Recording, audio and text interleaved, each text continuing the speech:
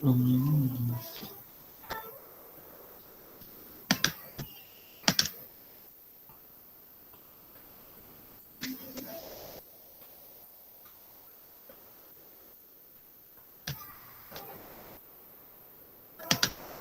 kelihatan slide-nya, anak-anak? Udah kelihatan belum? Belum, Pak. Belum, Pak. Sudah. Udah. Bentar ya. Udah ya? Oke, bismillahirrahmanirrahim. Bahasan kita di bab yang pertama di kelas 9 ini, semester 1 adalah iman kepada hari akhir. Kalau kita bicara iman kepada hari akhir, jadi ada iman, ada hari akhir. Berarti kita harus tahu pengertian iman dulu, nanti kita baru beranjak ke pengertian hari akhir. Nah, pengertian iman ada dua. Yang pertama secara bahasa, iman itu secara bahasa atau etimologi artinya percaya atau yakin. Nah, itu secara bahasa. Diingetin tuh. Iman secara bahasa artinya percaya atau yakin. Kemudian secara istilah, iman itu ada 3 pengertiannya. Atau istilah atau terminologi. Yang pertama, tasdikun bil qalbi atau membenarkan dengan hati. Jadi yang namanya iman itu membenarkan dengan hatinya. Jadi membenarkan dengan hati bahwa dia beriman kepada Allah, dia percaya bahwa Allah itu ada, malaikat itu ada, itu merupakan ciptaan Allah. Kemudian kitab-kitab itu ada, Rasul ada, hari kiamat ada, qada dan qadar ada. Dia membenarkan tuh dengan hatinya. Kemudian yang kedua, iqrarun bil lisan, mengikrarkan dengan lisan. Jadi pengertian iman secara istilah yang kedua adalah mengikrarkan dengan lisan. Jadi bukan cuma di dalam hati doang, tapi di lisannya juga mengakui. Dia mengucapkan dengan lisannya.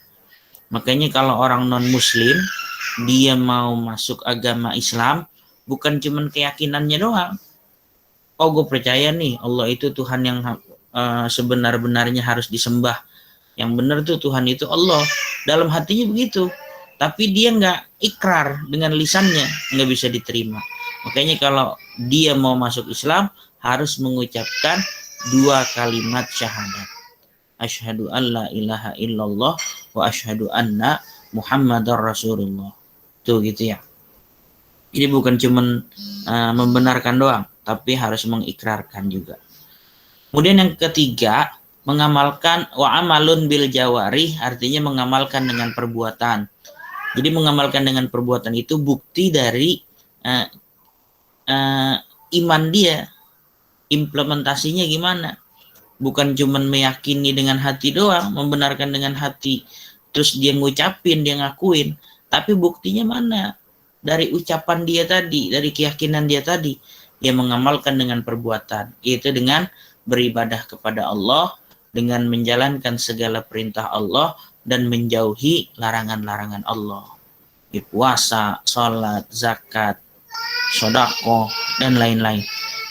Jadi kalau ada orang ngakunya beriman, tapi setiap hari sholatnya masih bolong-bolong, puasanya masih ada yang batal, puasa Ramadan, zakatnya nggak mau, zakat malnya, itu berarti dia imannya belum sempurna. Karena kalau orang beriman harus mencakup 3 ini nih.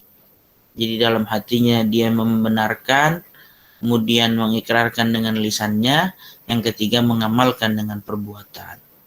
Nah itu contoh, itu pengertian iman secara bahasa dan istilah. Atau ada logika sederhananya gini, misalnya kita suka sama seseorang, ada laki-laki nih suka sama seseorang, atau perempuan dia suka dengan laki-laki. Enak contoh laki-laki aja dah ya. Misalnya siapa ya di kelas ini nih, Ade Ripki, Ade suka nih sama seseorang perempuan. Kemudian Ade nggak ngomong, dalam hatinya doang dia suka sama orang. Nah, orang perempuan tadi kira-kira tahu nggak kalau Ade itu suka sama dia? Halo anak-anak? Enggak, Pak. Enggak, karena nggak ada ucapan, nggak ada ikrar dengan lisannya. Mendalam hatinya doang, oh gue suka nih sama dia gitu. Gue suka sama si A. Tapi nggak diomongin, dalam hatinya doang, demen doang. Nggak bisa, kecuali ada yang ngomong, gue suka nih sama lu. Nah, orang itu tahu baru diakuin bahwa kamu suka sama dia. Gitu deh. Terus kemudian bukan cuma suka doang. Ketika dia udah ngomong suka tadi, buktinya apa? Kalau dia udah suka, buktinya apa? Berarti kasih perhatian, kasih sayang. Itu begitu. Itu logika sederhananya begitu ya. Sama kayak iman tadi, dalam hatinya udah membenarkan, terus mengucapkan, buktinya mana? Ya beribadah, jauhi larangan Allah. Kalau orang cinta sama, dalam hatinya ngomong, udah meyakini, oh gue suka nih sama dia nih. Terus ngomong juga. Habis ngomong, ya buktinya mana? Itu.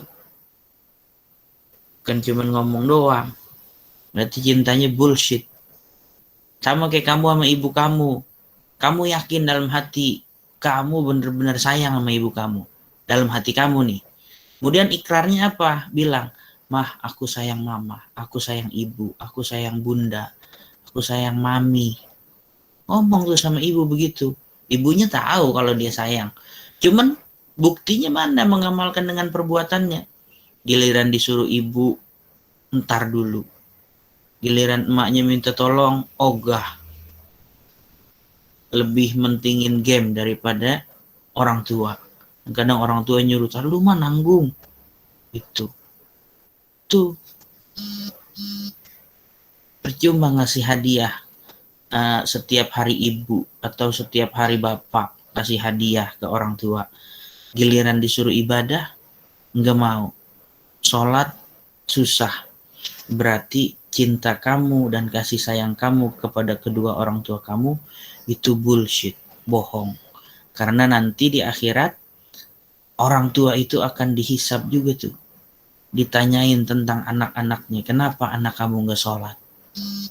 Jangan sampai kamu jadi anak yang akhirnya nanti menjadi pengganjal orang tua kamu masuk surga.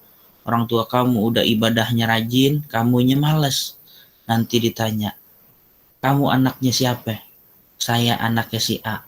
Dipanggil orang tuanya. Udah mau masuk surga nih, selangkah lagi nih. Atau udah di surga, dipanggil. Ini ada anak kamu. Namanya si Fulan. Dia dulu di dunia gak mau sholat. Kamu diem aja gak tegur. Negornya cuma sekali doang, sekali dua kali. Ini tanggung jawab kamu. Akhirnya dari surga ditarik ke neraka. Na'udzubillah. Jangan sampai kamu jadi anak yang nanti jadi beban orang tua kamu. Kalau di game aja gitu jadi beban aja kan bikin kesel kan. Ada orang aneh beban banget nih ngapa-ngapain. Mainnya jelek. Sama begitu. Kamu sama orang tua begitu. Jangan sampai jadi beban. Kamu harus bisa memperbaiki ibadah kamu. Gitu. Kita dah semua termasuk Bapak nih secara pribadi. Jadi bukan cuman Bapak ngomong doang, tapi Bapak juga ketika ngajar muhasabah lagi. Oh iya, gue juga nggak boleh begini nih. Gitu. Orang tua kita minta tolong apa, kerjain. Gitu. Nanti kalau udah nggak ada orang tua, baru kita berasa. Nah itu ya pengertian iman secara bahasa dan istilah. Kemudian pengertian iman kepada hari kiamat. Iman kepada hari kiamat atau hari akhir artinya percaya dan meyakini dengan sebenar-benarnya bahwa hari kiamat itu pasti ada dan kehidupan yang kekal dan abadi setelah kehidupan di dunia. Jadi kiamat itu pasti ada. Nanti ada kehidupan yang kekal dan abadi setelah kehidupan dunia. Gitu.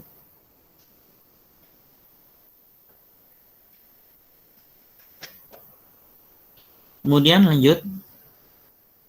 Hari akhir dapat dipahami dalam dua kalimat, yaitu yang pertama, hari akhir berarti hari yang paling akhir dalam hidup dan kehidupan makhluk di dunia ini, yang dikenal dengan hari kiamat. Kemudian yang kedua, hari akhir berarti hari kebangkitan atau hari akhirat, yaitu terjadinya kehidupan alam akhirat dengan rangkaian peristiwa di dalamnya. Lanjut, dalil nakli iman kepada hari akhir.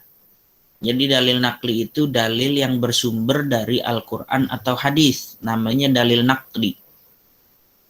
Ini sumbernya dari Al-Quran, surah Al-Hajj ayat 7. Ini dalil nakli iman kepada hari akhir. Ini Bapak kasih contoh satu, karena banyak tuh di buku, ada banyak tuh. Ada surah Al-Qari'ah, ada Az-Zalzalah.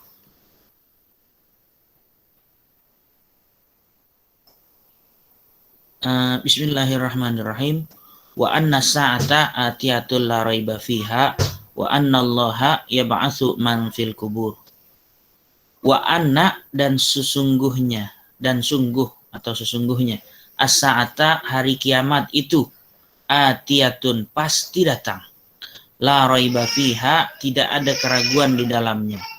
Wa anna allaha dan sesungguhnya Allah yab'atsu membangkitkan man siapapun atau siapa saja fil kubur yang berada di dalam kubur. Nah, ini dalil naklinya begitu.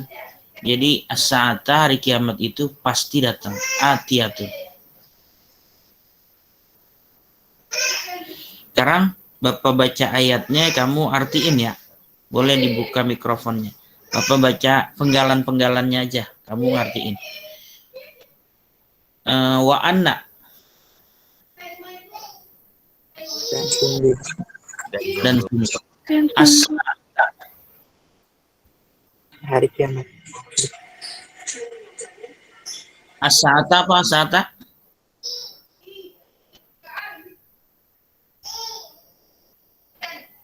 Hari kiamat itu pasti datang. As-sa'ata hari kiamat itu. As-sa'ata doang nih. Kalau atiyatun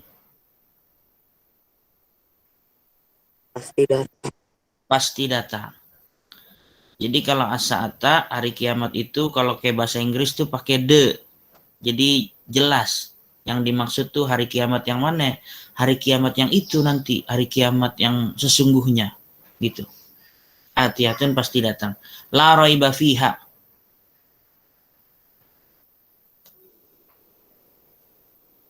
Apa la raiba fiha? Tidak ada keraguan padanya. Wa annallaha dan sungguh Allah. Ya, dan sesungguhnya Allah ya ba'atsu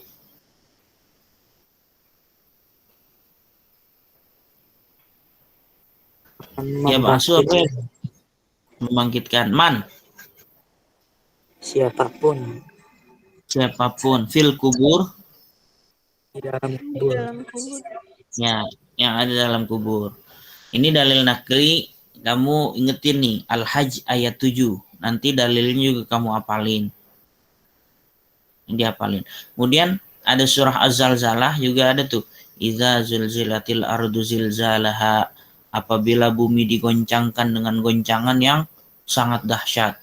Nah, itu tentang hari kiamat juga tuh. Wa akhrajatil ardu asqalaha, dan apabila bumi mengeluarkan akhrajatil ardu asqalaha,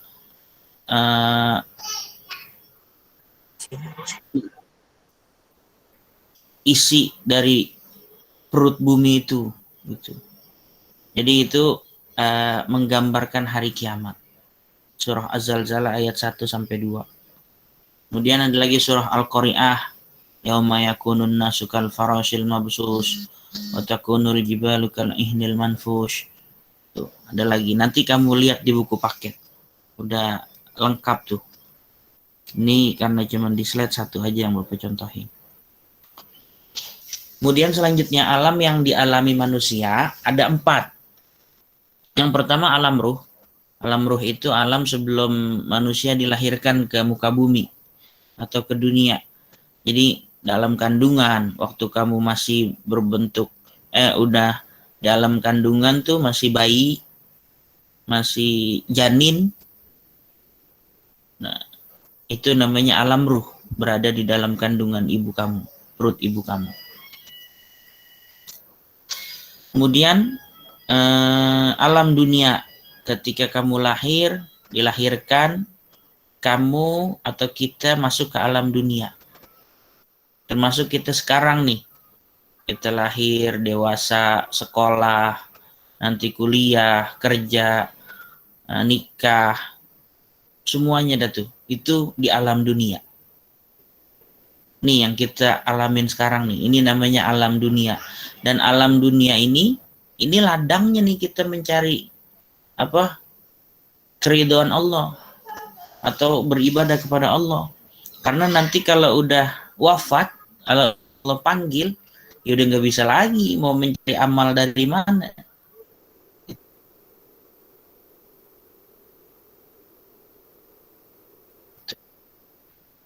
Ini dunia nih tempatnya sekarang nih.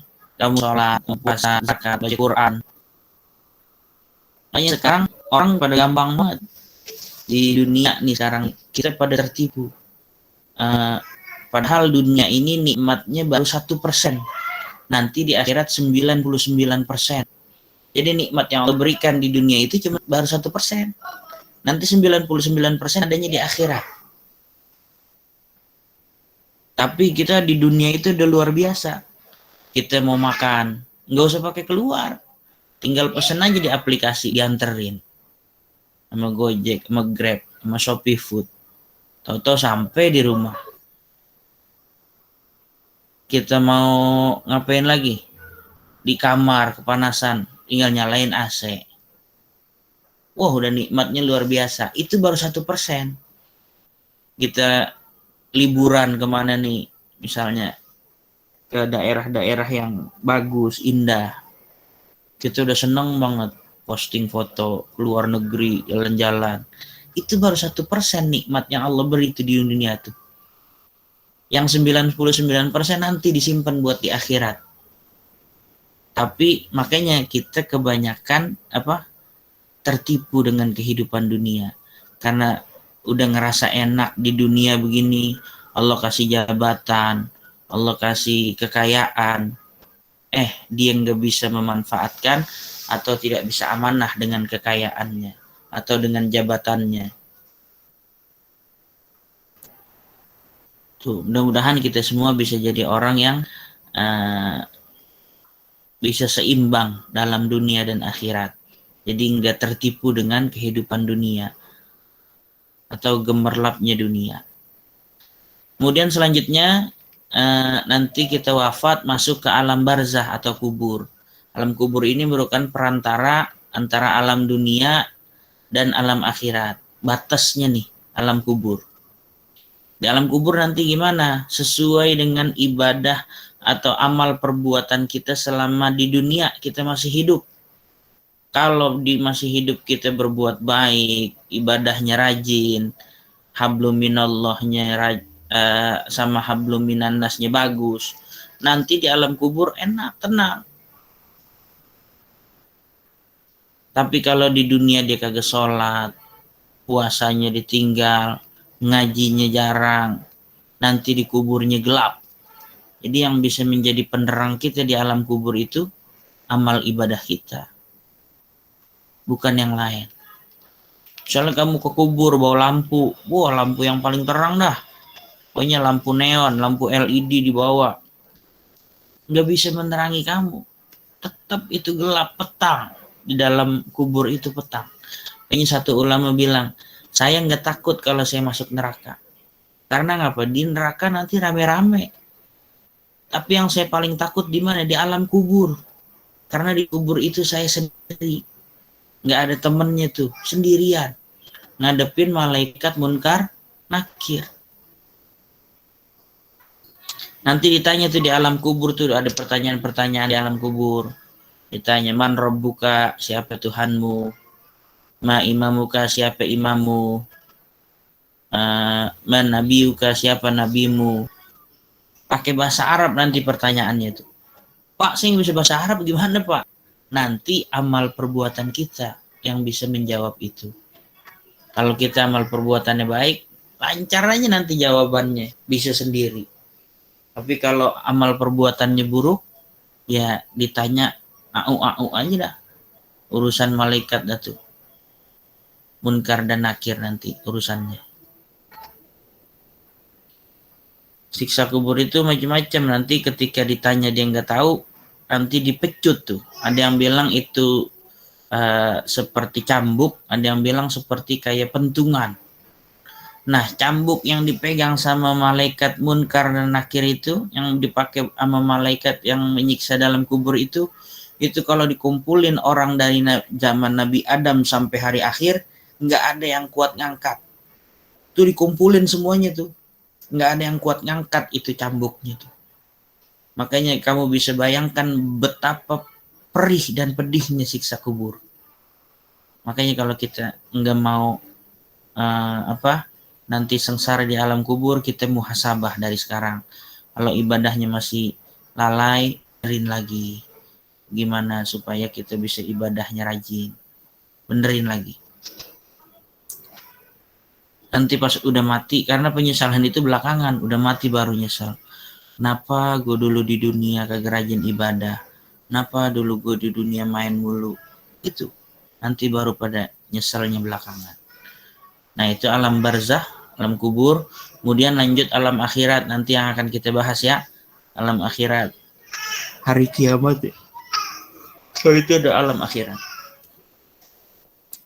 Nah, selanjutnya kiamat terbagi dua. Ada kiamat sugro, artinya kiamat kecil. Kemudian kiamat kubro, kiamat besar. Contoh kiamat sugro, yang pertama adalah kematian seseorang. Yang kedua, bencana alam. Ini kita udah banyak nih ya, kematian seseorang. Setiap hari kita dengar kabar berita duka cita di lingkungan kita, di masjid musola masing-masing dekat rumah kita. Harusnya itu menjadi pengingat buat kita. Bukan yang tua doang yang meninggal, tapi yang muda-muda banyak. Ini kita dapat kabar duka lagi nih. Suami dari guru kita, Ibu Starmi, itu meninggal dunia, wafat. Kayaknya kita semuanya ingat dah, sewaktu-waktu kita bisa dipanggil Allah duluan. Orang tua kita masih ada, kita yang duluan. Atau orang tua kita duluan dipanggil, kita belum siap, belum dewasa gitu. Tapi kita harus siap dengan segala sesuatu. Makanya muhasabah, jangan sampai kita berlalai-lalai, kita enak-enakan di dunia, ibadahnya kita tinggalin. Ternyata kita belum cukup amal buat menghadapi kematian atau kehidupan di alam kubur itu. Kemudian bencana alam, itu termasuk kiamat sugro, banjir, tsunami, gunung meletus, termasuk wabah nih, wabah virus. Itu juga termasuk kiamat sugro. Kemudian kiamat kubro itu apa? Kiamat kubro itu kiamat yang sebenarnya. Jadi hancurnya alam semesta dan seluruh isinya. Itu namanya kiamat kubro. Itu.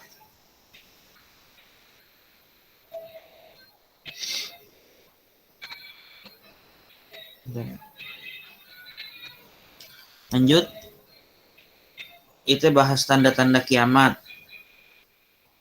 Tanda-tanda kiamat yang pertama, jadi ini tanda-tanda kecilnya ya. Tanda-tanda kecil sebelum kiamat besar terjadi, diantaranya adalah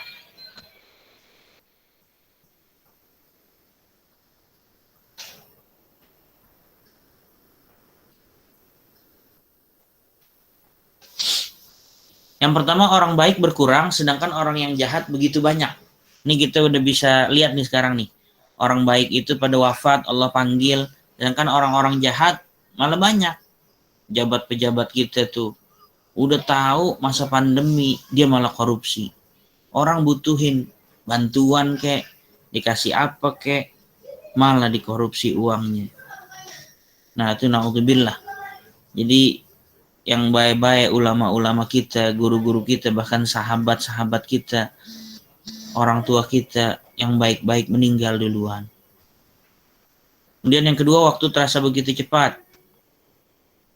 Nah, kadang kita udah bisa ngerasain nih, tahu-tahu pagi-pagi, udah sore aja, udah malam aja, nggak berasa. Jadi cepat banget. Kemudian yang ketiga, perang dan pembunuhan merupakan hal yang wajar di antara manusia. Nah, ini juga udah kejadian nih, perang. Pokoknya bukan cuma di Indonesia doang, di antar dunia. Kayaknya udah biasa-biasa aja bunuh orang. Kita lihat konflik Israel Palestina, sono Yahudi dan Palestina. Yang keempat, pencurian, skandal dan perzinahan merajalela. Orang nyolong udah kagak malu lagi, orang nipu, banyak penipuan. Kemudian perzinahan merajalela, kan kita bisa akses tuh di depan mata kita. Makanya itu amanah tuh, kamu harus jaga. Kamu punya gadget, mau kamu manfaatin hal yang positif apa negatif, karena semuanya nanti ada tanggung jawabnya. Kalau kamu ngeliat, ada malaikat yang mencatat. Siap, nanti akan ada balasannya. Jadi di akhirat mata kita ditanya, mulut kita, lidah kita nggak bisa ngomong, mata kita yang jawab. Wahai mata, dulu kamu di dunia ngapain? Oh, saya banyak digunakan untuk melihat hal-hal maksiat. Saya ngelihat hal-hal yang begini. Tuh. Tangannya ditanya, oh iya, saya digunakan untuk mukul orang. Ngomong dia nanti.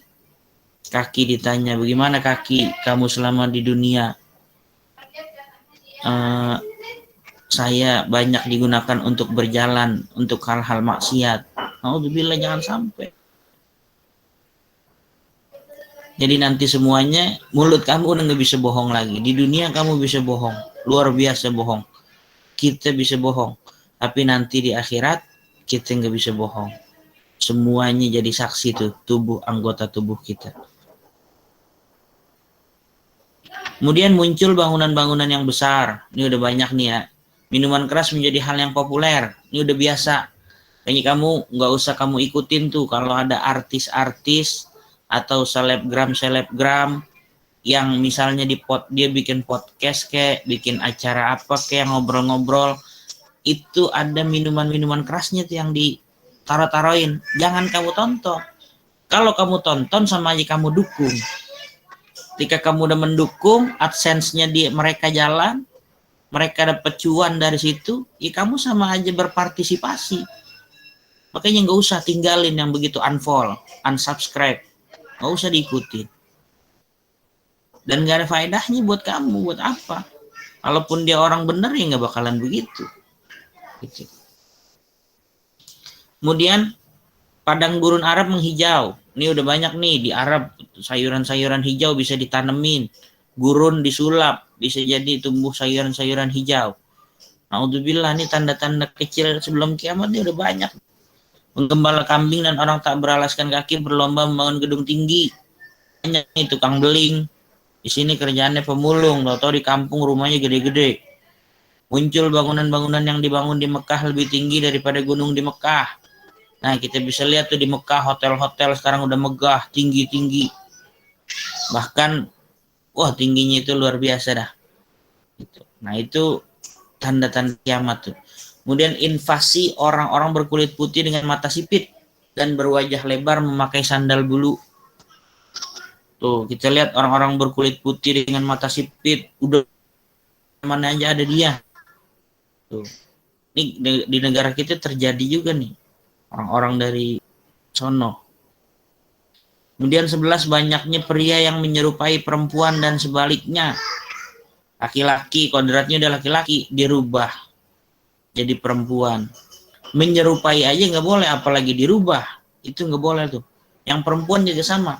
Kalau kodratnya udah perempuan, ya udah jadi perempuan. Ini segala pakai operasi. Ya itu udah dosa. Lu naudzubillah. Jangan ngikut-ngikut Mas Fatah ya. Mas Fatah tahu Mas Fatah? Siapa yang tahu Mas Fatah? Terkenal lagi jadi artis.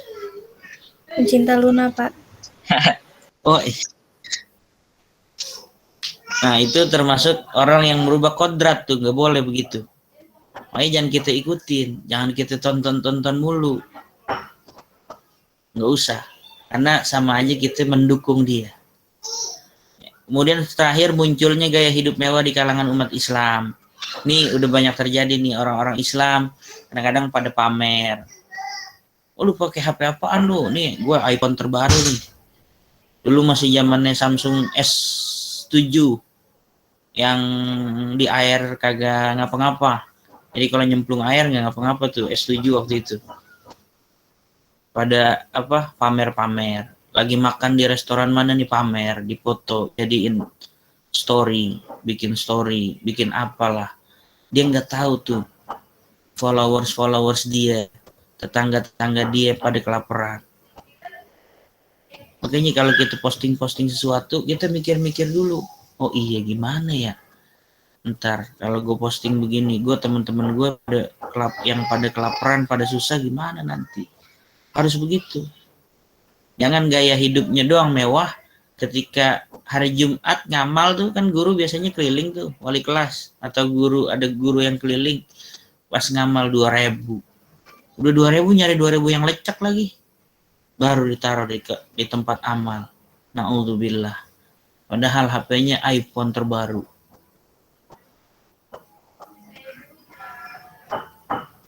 Nah, itu ya. Itu muhasabah diri kita. Jangan sampai jadi orang yang begitu. Amal, kasih yang bagus. Kita jajan gocap, kasih jajan 100.000. Kasih 20.000. Kamu masih 80.000, cukup banget, luar biasa. Orang yang miskin aja jajannya cuma goceng. Udah goceng naik angkot lagi 3.000. Ya udah, 2.000 mau jajan apaan? Cuman ngemut permen doang di sekolahan itu. Sama lagi wudu, nalan-nalan air wudu. Tuh. Jadi kita harus apa ya? Inilah muhasabah semuanya. Kemudian tanda-tanda kiamat besar. Ini tanda-tandanya matahari terbit dari barat yang menandakan ditutupnya pintu tobat. Jadi kalau ada matahari nanti terbit dari barat, itu udah nggak bisa tobat lagi dah. Ya, matahari udah terbit dari barat. Waduh, tobat nih udah mau kiamat nih. Ya, udah nggak diterima, pintu tobat udah ditutup. Kemudian munculnya Dajjal. Dajjal itu kayak dia tinggi besar kayak raksasa gitu. Kemudian nanti matanya satu dan di jidatnya ada tulisan laknatullah alaih. Laknat Allah terhadapnya. Itu Dajjal. Kalau sekarang pengertiannya Dajjal kecil. Dajjal kecil itu ya contohnya misalnya kayak ya, yang satanik gitulah, yang bisa yang menguasai apa sih nguasain kita supaya kita lalai untuk beribadah, untuk menjadi lebih baik. Itu Dajjal kecil tuh. Kemudian turunnya Nabi Isa. Nabi Isa itu belum wafat karena Nabi Isa itu diangkat oleh Allah. Jadi nanti pas mau hari akhir nanti Nabi Isa turun untuk melawan Dajjal tadi. Kemudian munculnya Ya'juj dan Ma'juj. Ya'juj dan Ma'juj ini kaum yang merusak. Sekarang lagi di penjara, entah di mana tuh Allah simpen tuh makhluk di penjara. Nanti pas mau hari akhir mereka keluar, semuanya dirusak-rusakin tuh. Itu. Kemudian munculnya Imam Mahdi. Imam Mahdi nanti ada Imam Mahdi muncul juga buat ngelawan Dajjal. Kemudian 6, perang besar kaum muslim dengan kaum Yahudi di Palestina mengakibatkan kekalahan orang Yahudi. Makanya Al-Quran itu benar sampai sekarang. Yahudi bukan berarti Palestina kalah mulu itu Palestina lemah, bukan. Karena emang belum kiamat. Ntar kalau udah orang-orang Palestina perang menang lawan Yahudi, itu udah tanda-tanda kiamat besar. Kalau udah perang yang sangat besar, Palestina berantem sama Yahudi, ya udah, itu tanda-tanda kiamat besar. Nabi Isa dan Imam Mahdi, nah itu berarti udah tanda-tandanya udah lebih deket tuh. Nabi Isa turun aja udah tanda-tanda kiamat besar, apalagi Nabi Isanya udah wafat. Kemudian munculnya Dabbatul Ard, binatang melata yang bisa mengerti bahasa manusia. Nanti binatang-binatang itu pada bisa bicara, ngerti bahasa manusia. Serangan terhadap Mekah. Jadi Mekah itu kan udah dijamin kota yang aman. Wahadzal baladil amin. Tuh kata surah At-Tin tuh firman Allah. Tapi ternyata malah diserang. Kemudian angin lembut yang mengambil jiwa semua orang muslim. Nah, itu berarti tanda-tanda kiamat besar. Nanti di luar ini masih banyak lagi ya. Ini hanya beberapa aja Bapak cantumkan di sini. Kalau kalian ada literasi lain yang memang menyebutkan itu merupakan tanda-tanda kiamat besar, ya nggak apa-apa. Gitu. Sampai sini ada yang mau bertanya nggak? Nanti sebelum kita lanjut ke slide terakhir. Pak, saya mau nanya. Ya, siapa ini? Sundari. Ya, Sundari. Gimana Sundari? Maksudnya pakai sendal bulu itu apa ya, Pak? Maksudnya pakai sendal bulu? Iya. Oh, yang tadi. Ya. Jadi yaitu perumpamaan doang orang-orang yang berkulit sipit pakai sendal bulu. Itu kayak perumpamaan doang, maksudnya mereka tuh orang-orang yang apa ya? Pertama kalau dari itu tadi udah kita jelas ya, pakai sendal bulu itu maksudnya ya sendal-sendalnya yang mungkin itu mengandung kemewahan gitu. Jadi sendal dari bulu gitu loh maksudnya. Bukan sendal-sendal yang biasa-biasa lagi.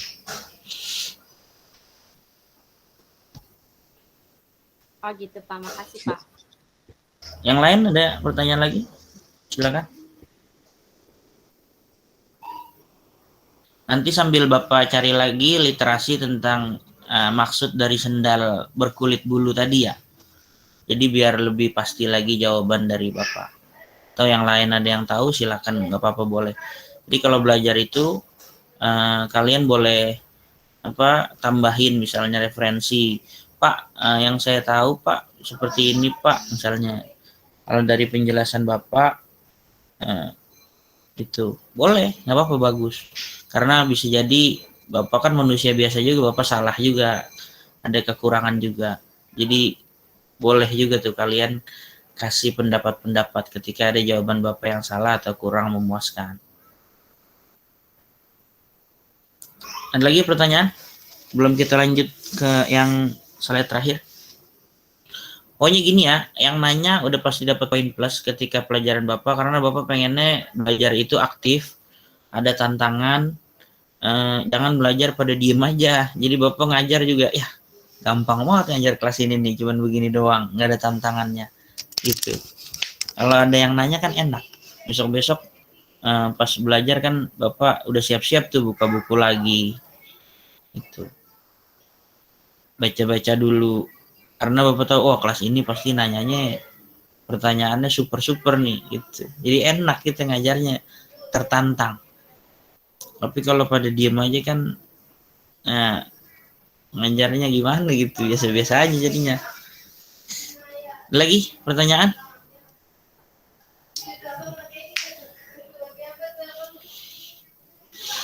Kalau nggak ada Bapak lanjut dulu ya.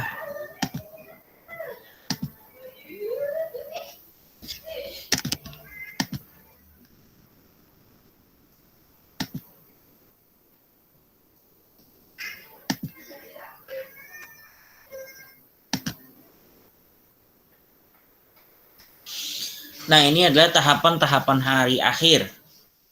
Jadi sama juga nama-nama lain hari kiamat. Ini tahapan-tahapan hari akhir atau hari kiamat.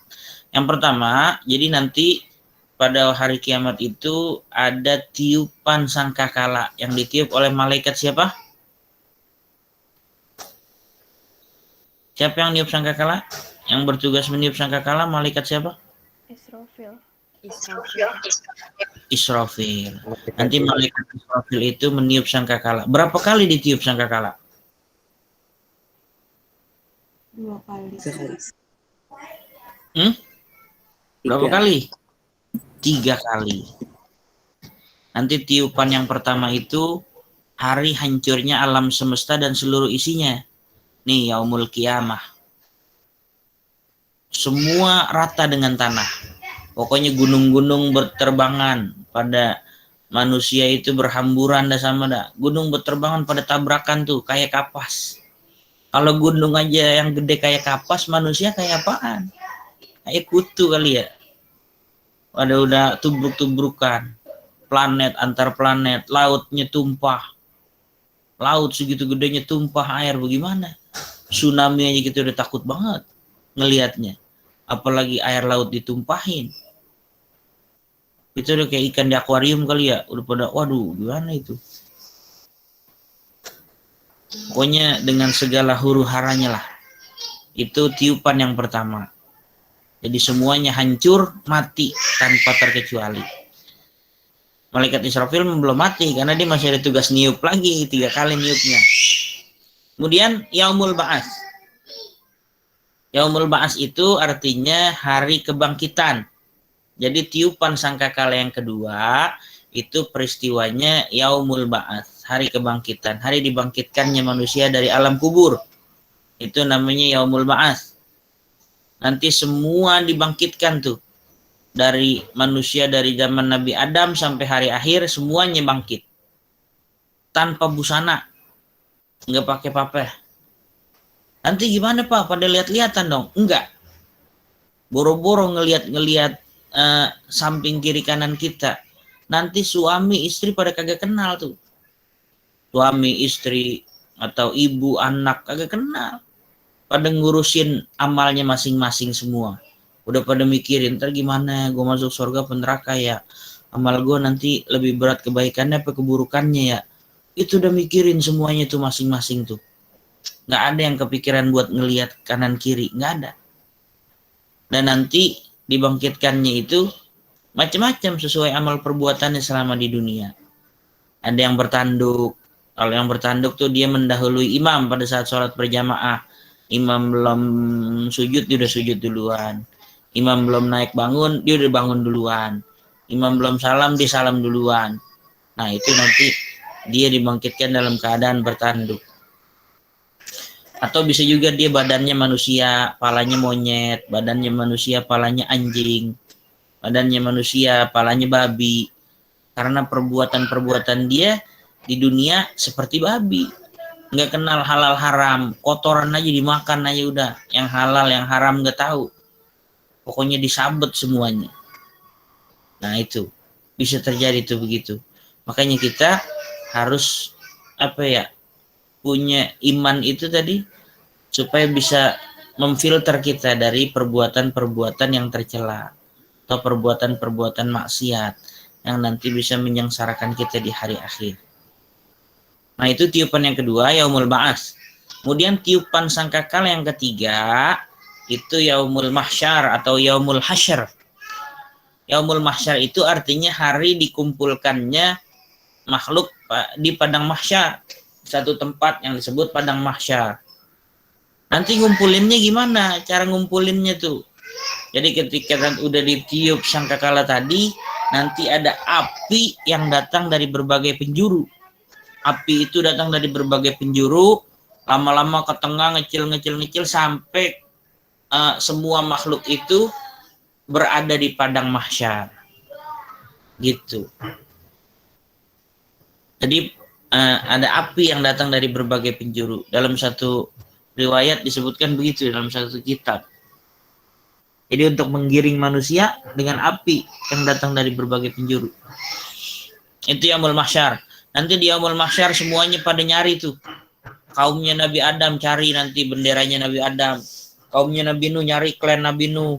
Kaumnya Nabi Ibrahim dicari klan Nabi Ibrahim. Semuanya pada datang ke klan masing-masing tuh. Tergantung Nabi dan Rasul dia siapa. Kalau kita nanti datangnya kemana? Kita kemana kita? Nabi Muhammad. Nabi Muhammad. Muhammad. Karena kita umatnya Nabi Muhammad. Tapi jangan kita ngaku doang umatnya Nabi Muhammad. Kita sholawat nggak mau. Berbuat baik, menjalankan sunnah Rasul nggak mau. Yang enteng-enteng aja dah. Makan pakai tangan kanan. Makannya duduk. Kalau minum duduk. Kalau mandi jangan langsung dari kepala. Itu yang bikin kamu sakit. Suka pusing-pusing tuh. Dari kaki dulu. Kaki disiram. Nanti kaki udah selesai. Nanti anget tuh badan kita tuh. Ada hawa panas tuh naik ke atas tubuh kita, baru badan. Habis badan udah anget lagi, lari ke pundak, airnya guyurin. nanti kepala kita tuh anget tuh, baru terakhir kepala. Makanya banyak orang yang meninggal di kamar mandi kepleset, bisa jadi sebab dia mandinya guyurnya kepala duluan, masuk WC-nya kaki kanan dulu, kaki kiri, nanti keluarnya kaki kanan. Itu sunnah yang remeh-remeh aja dah tuh, gitu kita jalanin. Jangan nanti pas lagi di akhirat di yaumul mahsyar nyari klan Nabi Muhammad, nyari klan Rasulullah. Pas masuk klan ternyata syaratnya nggak cukup. Wah, ini nggak pernah sholawat nih, nggak pernah sholawat, nggak pernah jalanin sunnah. Udah kita kick aja dari klan. Gimana coba kalau begitu? Kamu mau lari ke siapa? Nabi siapa? Nggak ada nabi lagi setelah Nabi Muhammad, nggak ada rasul lagi. Mau ikut siapa kamu? Lari ke Nabi Adam. Nanti Nabi Adam tanya tuh, jika Nabi Adam nanti didatengin sama umat-umatnya, Nabi Adam bilang, saya juga lagi bingung, saya dulu punya kesalahan yang saya lakukan, saya makan buah khuldi, saya zalim terhadap diri saya sendiri, gitu.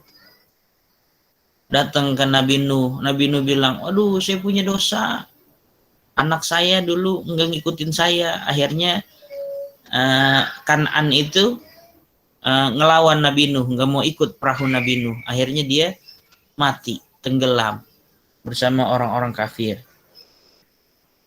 Nah itu semua Nabi begitulah semuanya. Cuman Nabi Muhammad nanti harapan terakhir. Nah itu di yaumul mahsyar nanti begitu ceritanya. Dan setelah yaumul mahsyar nanti ada yaumul mizan, hari penimbangan amal. Nanti dipanggil satu-satu, makanya sunnah namain anak dengan nama yang bagus. Jadi ketika nanti dipanggil satu-satu, namanya enak. Misalnya Umar, Abdullah, Abdurrahman, panggil enak. Lah orang dulu tuh namain anak senama-namanya. Namain anak Pengki bin Ribut. Tuh. Kan jelek, didengarnya juga kagak enak. Jangan namain anak mentang-mentang bahasa Arab, pakai bahasa Arab, di Quran ada bahasa Arab, tapi nggak tahu artinya, namain aja dari bahasa Arab. Siapa nama anaknya? Tony. Nama panjangnya siapa? Syaitonir Rajim. Ya Allah, na'udzubillah. Namanya Tony, nama panjangnya Syaitonir Rajim. Tuh. Kan saya ambil dari Al-Quran. Iya, tapi artinya Syaitonir Rajim, setan yang terkutuk. Na'udzubillah. Jadi harus tahulah artinya juga kalau kita mau namain anak kita nanti. Sunnahnya dengan nama-nama yang bagus, nama-nama yang islami. Nah itu yaumul mizan, hari penimbangan. Nanti di hari penimbangan timbang tuh amal perbuatan baik sama amal perbuatan buruk. Nanti Rasulullah nungguin satu-satu umatnya. Umatnya ditungguin satu-satu. Jika ditimbang ternyata amal keburukannya lebih banyak, amal kebaikannya lebih sedikit. Nanti Rasul taruh tuh sendalnya Rasulullah ditaruh di amal kebaikan kita. Nanti amal kebaikan kita nambah dikit, lebih berat. Masih kurang juga. Rasul buka tuh sorbannya Nabi taruh di situ. Masih kurang juga. Nanti imamahnya Nabi taruh di situ. Masih kurang jubahnya Nabi ditaruh. Luar biasa. Begitu tuh. Saking sayangnya Nabi nggak mau ada umat yang masuk neraka. Tungguin satu-satu kita. Makanya kita jangan sampai jadi umat yang nggak tahu diri. Sekarang kita nggak mau sholawat sama Nabi, nggak mau kenal sama nasab-nasabnya Nabi, keluarga Nabi, anaknya Nabi kita nggak tahu, istri-istrinya Nabi kita nggak kenal. Tapi kalau ditanya timnas Inggris, timnas Italia, kita bisa gampang nyebutin tuh. Kita apal banget. Giliran ditanya personil BTS, kita apal luar biasa. Tapi giliran keluarga Nabi kita nggak tahu, kita buta. Padahal nanti yang nolong kita siapa di yaumil akhir? Nabi Muhammad SAW. Tuh, itu pelajaran buat kita. Jangan sampai kita juga jadi durhaka sama keturunannya Nabi. Gak usah ngikut-ngikut orang-orang sekarang yang suka ngatain para habaib. Habaib mau bagaimanapun itu nanti tanggung jawabnya ke datuk-datuknya. Dia punya datuk, nanti datuknya yang bakalan negor dia. Jadi kalau ada kesalahan, kita diam, uskut. Jangan ikut campur, jangan kita komentar jelek. Tahan lisan kita dari mengotori mencaci keluarga Rasulullah. Jangan sampai itu kita ikutin, diam. Nanti urusan mereka, nanti ada yang negor mereka dari keluarga Ahlul Bait juga, gitu. Jangan kita ikut-ikutan ya. Itu pesan Bapak. Kemudian yaumul mizan nanti udah kelar, nanti ada yaumul hisab. Yaumul hisab itu hari penimbangan. Hari perhitungan amal perbuatan manusia. Setelah ditimbang, nanti dihitung. Dihitung gimana? Nanti ada yang namanya semua pada menuntut. Jadi pas lagi di yaumul hisab itu, walaupun ditimbang amal perbuatan baiknya lebih berat, tapi ternyata nanti banyak yang datang satu-satu. Ya Allah, dia dulu pernah minjem pulpen sama saya, belum dibalikin. Sekarang saya mau tuntut dia. Akhirnya amal kebaikannya diambil sedikit. Karena nggak bisa ganti pakai duit lagi. Duit udah nggak laku di akhirat. Gantinya pakai apa? Amal perbuatan. Ya Allah, dia dulu minjem duit sama saya. Tapi kagak bayar-bayar, utangnya sampai sekarang. Sekarang saya mau tagih, ya Allah. Udah, diambil lagi tuh pahalanya. Ya Allah, dia dulu ngata-ngatain saya di dunia. Saya diem aja. Sampai saya jadi difitnah sama orang-orang. Sampai orang-orang ngikutin, ngatain saya juga seperti itu, ya Allah.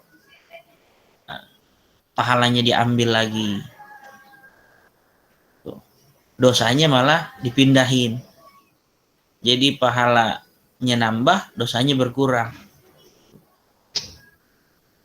Makanya kalau kita punya utang atau punya sangkutan terhadap siapapun, dari sekarang mulai dicicil lah tuh, diinget-ingetin. Nanti orang kantin pada minta inian tuh. Ya Allah, dulu dia waktu di 19 dia jajan di kantin. Duitnya cuma 2.000, ngambil gorengannya 5, ya tuh. Atau ngambil cikinya 5, ngakunya 3.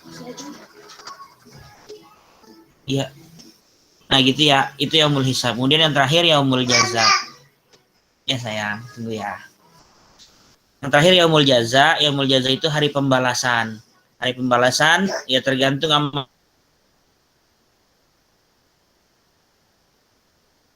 perbuatannya nanti. Buku catatan amalnya dari kanan dikasih berarti ashabul yamin. Kalau di bagai rambut dibelah 7. Bayangkan tuh rambut udah tipis dibelah 7, bagaimana tuh?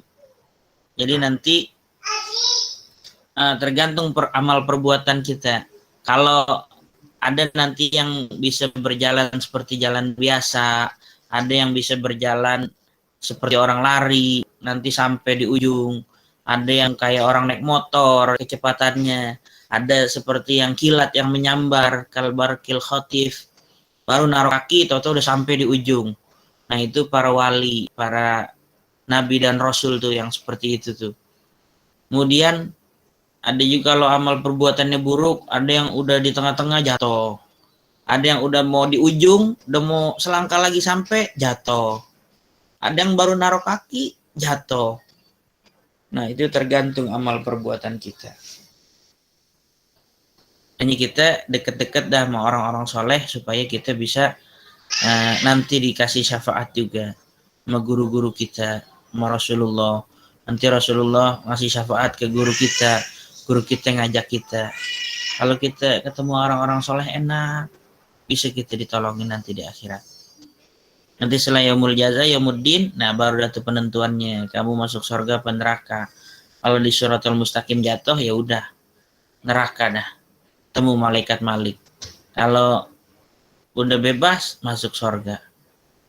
Nah masing-masing dari yaumul kiamah ke yaumul ba'as, jadi dibangkitkannya orang-orang nih itu selama 50.000 tahun. Jadi dari mati, jadi matiin orang 50.000 tahun, kemudian bangkitin umat manusia 50.000 tahun, dari dibangkitkan ngumpulin orang biar sampai ke yaumul mahsyar, ngumpulin makhluk 50.000 tahun. Jadi setiap tahapan ini 50.000 tahun tuh lamanya. Nah gitu ya. Ini udah selesai slide-nya. Bapak lupa hari ini hari Jumat kita. Nah, mudah-mudahan apa yang kita pelajarin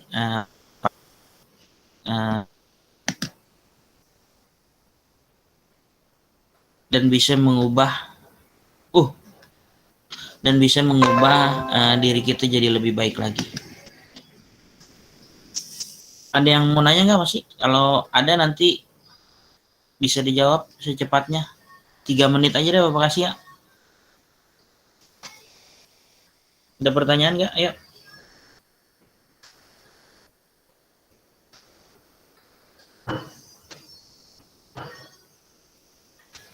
Yang laki sholat Jumat ya. Kalau di dekat rumahnya masjidnya ditutup ya sholat di rumah.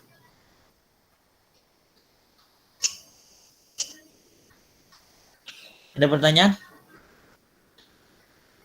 Minggu depan harus ada yang nanya ya. Kalau misalnya Zoom PAI harus siapin pertanyaan.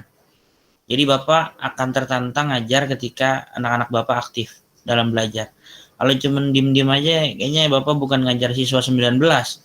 Karena siswa 19 Bapak tahunya siswa yang pinter-pinter, cerdas. Jadi kalau ngajar atau diem-diem aja ya, kayaknya ngajar siswa FK semua, nggak enak. Gitu. Udah, nanti boleh di japri aja kalau misalnya mau ini ya.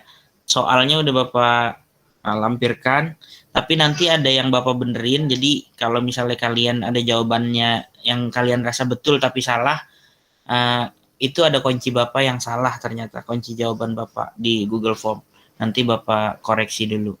Jadi nanti nilainya tetap nilai yang dari spreadsheet yang Bapak ambil, bukan dari nilai yang keluar ketika kamu lihat skor, gitu ya. Makasih semuanya, mudah-mudahan apa yang kita pelajarin pada hari ini bermanfaat.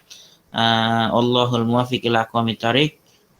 Allahu yahdi ila sawa'is sabil. Billahi taufiq wal hidayah. Warida wal inayah. Assalamualaikum warahmatullahi wabarakatuh. Waalaikumsalam warahmatullahi wabarakatuh. Waalaikumsalam warahmatullahi wabarakatuh. Makasih Pak. Ya, sama-sama. Terima kasih, Pak. Makasih Pak. Sama-sama.